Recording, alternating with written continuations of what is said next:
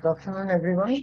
My name is Arka Roy. I'm working as a Prime Minister Research Fellow in the Department of Electrical Engineering, IIT Patna, and I am one of the TAs for this course, Embedded System Lab.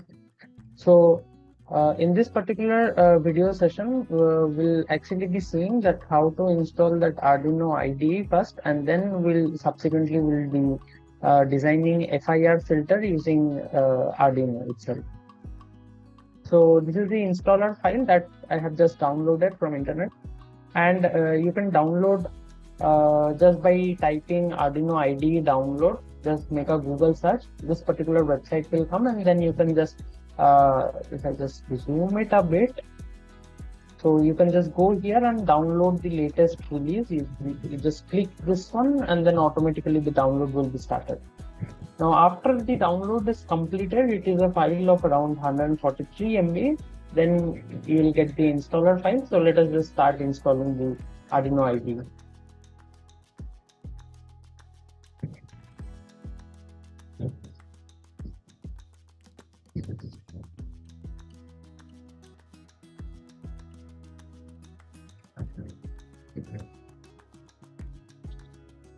So the installation process might take a couple of minutes.